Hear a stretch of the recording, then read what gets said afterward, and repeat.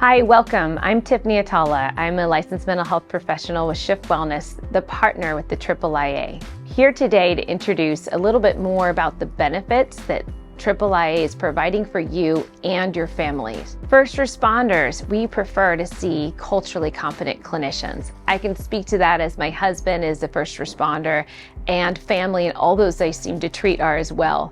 Want to find someone that understands the career, that really can relate and connect and treat the trauma, the stress injuries, the things along the way. AAIA offers a myriad of excellent benefits.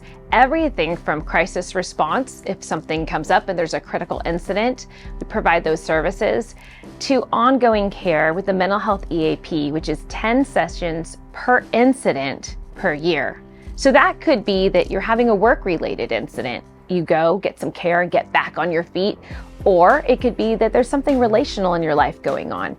And again, you can use those services. Might even be that you have a teenager that's acting out. 10 sessions per incident per year. In addition to that, family benefits. We're only as good as we are at our safe base at home with our families.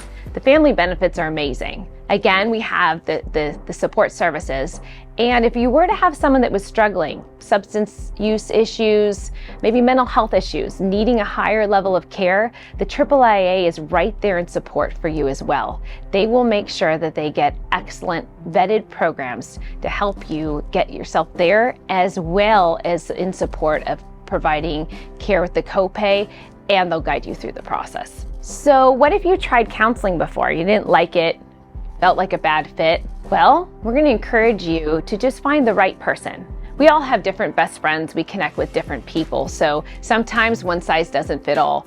There is a great list of excellent providers. All of the clinicians are culturally competent. That means that they've been vetted. That means they've interviewed and been doing training for years.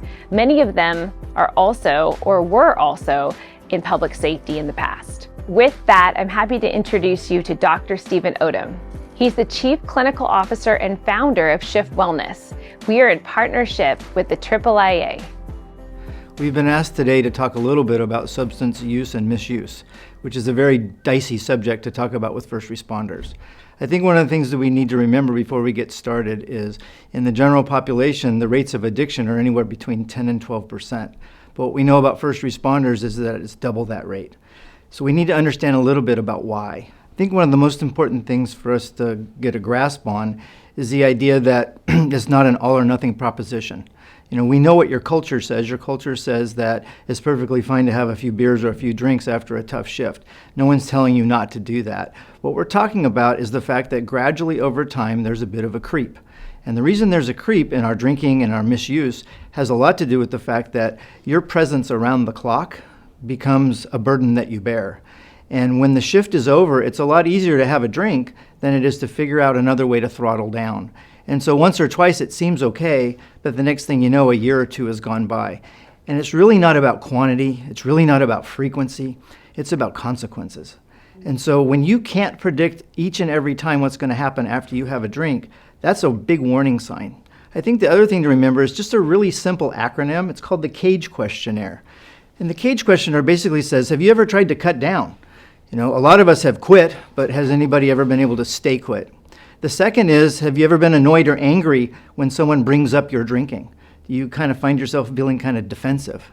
Have you ever found yourself feeling guilty about what you've said or not done under the influence? And then finally, have you ever had an eye-opener? Have you ever had to wake up in the morning and you decided it was a good time to have a drink? If any one of those are true, it's a pretty big sign that something might be wrong.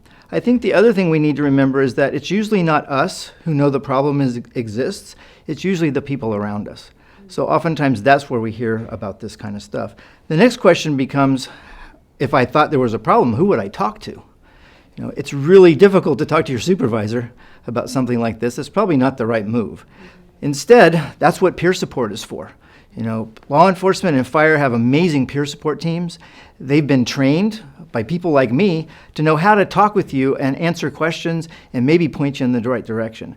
Because here at the treatment center, the thing that bothers me the most are all the retired men and women who've been waiting their whole career for Chapter 2, and now it's Chapter 2, and they can't even leave the driveway. You know, they bought an RV, it won't go anywhere. their spouse doesn't want to go on a vacation anymore, and they have the 1,000-yard stare. So we really need to think about what is normal, what is healthy, and am I headed down a path that's not good for me? I think the other thing we need to remember is that when it comes down to it, all we're trying to do is dissociate. We're trying to stay away from the stuff in our heads. We see too much, we hear too much, and when we go home, we don't want to think about that at all. And it's really easy to grab a drink, to do something that's some form of self-medication as a way to cut it out. I don't want to think about it. And if we're not careful and we don't learn how to change that sympathetic nervous system into the parasympathetic, which means throttle it down, we will find things that are unhealthy for us to do. You know, I think when we talk about the signs and symptoms of stress injuries, we're all thinking about stuff like flashbacks and uncontrollable crying and things like that. And I think we need to make sure that we understand that that's not necessarily what it looks like.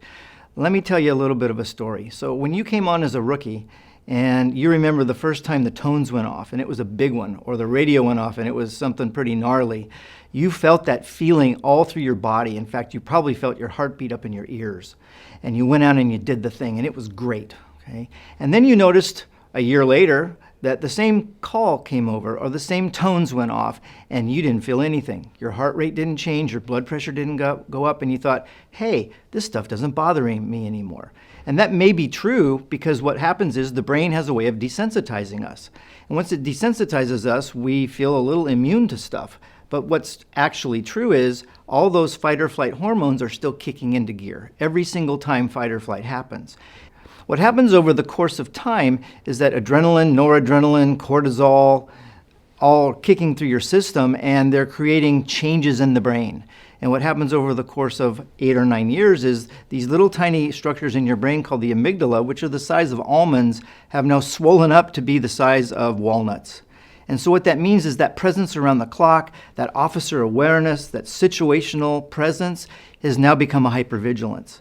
And what happens is you're really good when you're at work, but then you go home and there's no way to shut her down. You just don't know how to do it because there's so much chemistry working in your brain. It takes anywhere from 12 to 18 hours to come back down to baseline again. And so what am I supposed to do when I get home and I'm irritable, I'm pissed off at my kids for acting like kids, my spouse asks me to fold the clothes and I want to put their head through the drywall, I'm just cranky and irritable and I see bad people everywhere I go and I don't like it anymore. That puts me at risk for saying, you know what, I'm just going to have some beers. You know what, I can't deal with this. I don't want to deal with this. That's just what I'm going to do. And yet we know that if you were to do the work of prevention and you were to do the work of learning how to tap into your parasympathetic nervous system, we could teach you how to slow it down, change gears, get back into home mode so that you felt present and you didn't feel the need to medicate. So what we're really talking about here is how do we create a career path that keeps you healthy and safe, both mentally and physically, so that you're there for your families, but you're also there for us on the job. That's really what we're trying to help people do here. One of the things that we hear the most at the treatment center is, I don't know why I waited so long. Why didn't I ask for help sooner? Because, oh my gosh, I didn't realize I could have done some things previously that could have kept some of the bad consequences or negative events from occurring. And I think one of the issues with that is we all tend to think that it's not that bad yet. And we tend to live in a world that's focused on substance abuse as first responders. And when we see it out there in the field, we see it at its worst, right? We see domestic violence, we see traffic collisions, we see overdoses. And it's really easy for us to compare ourselves to that and say, I'm not that bad. That kind of stuff hasn't happened in my life and it never will. I can't even tell you how many officers, firefighters, other public safety professionals have come in here subsequent to an off-duty DUI. And everyone thinks that will never happen to them, and yet it does. And fortunately, in some states, you're allowed a second chance, but in other states, you're not allowed anything. So before it's too late, it's time to ask for help. If you wonder if drinking is a problem, it probably is. I mean, in many ways, it's easy to self-diagnose. If drinking causes problems, it's a problem because it causes problems. It's kind of that simple. So I think we need to be prepared and understand that asking questions earlier rather than later actually saves us. It doesn't make us worse. The opposite is true. If you wait too long, and like I said before, I think responders tend to wait till the very last second. We have a kind of a joke around here that responders ask for help about 5 years after anybody else would. And so it turns into emergencies all the time, and it doesn't have to be that way. So whether it's that you decide to go see the EAP counselor, or whether you're talking to someone in peer support, or whether you decide to pick up the phone and call yourself, do it now. Don't wait, because it will never get any better. It will only get worse. I think the other thing we need to be real clear about is this trauma thing.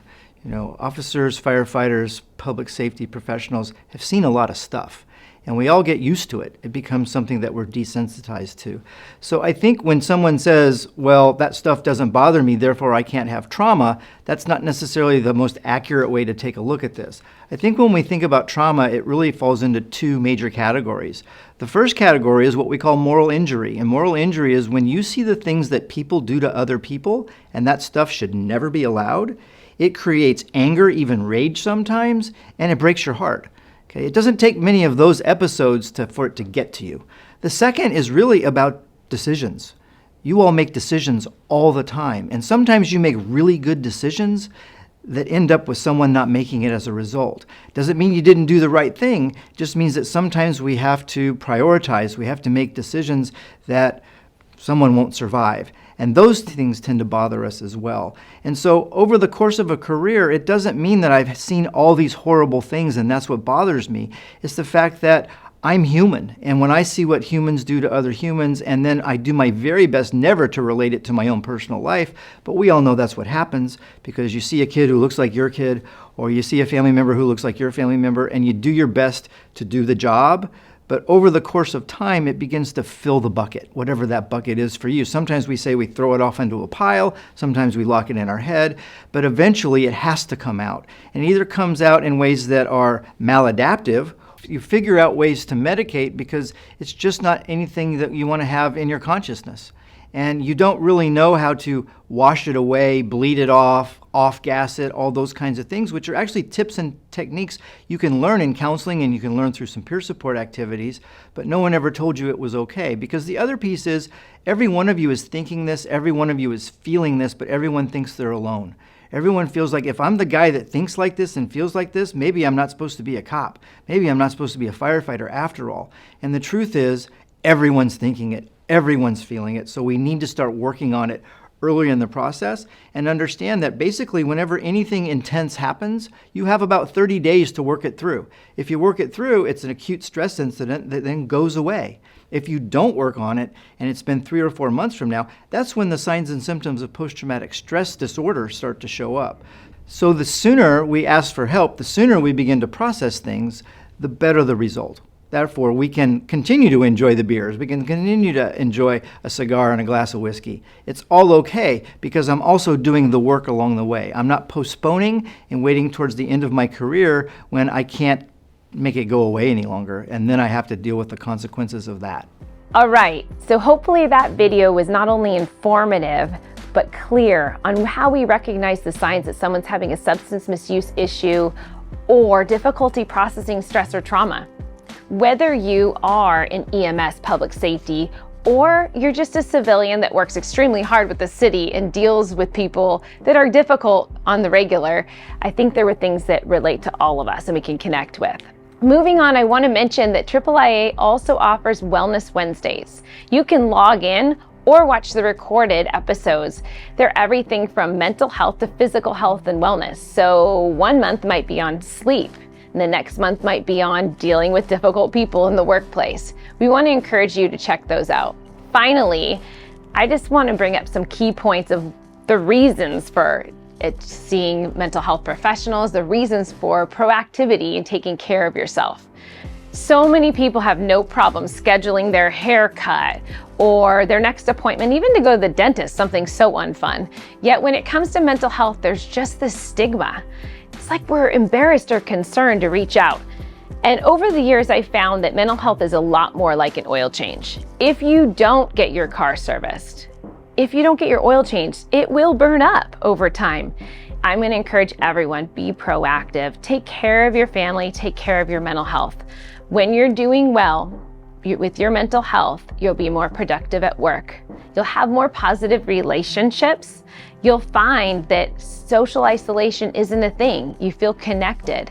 So overall, just want to mention that there are excellent benefits. They're a resource for you throughout your career and professional life. City employees, as well as all of our public safety professionals, we got your back.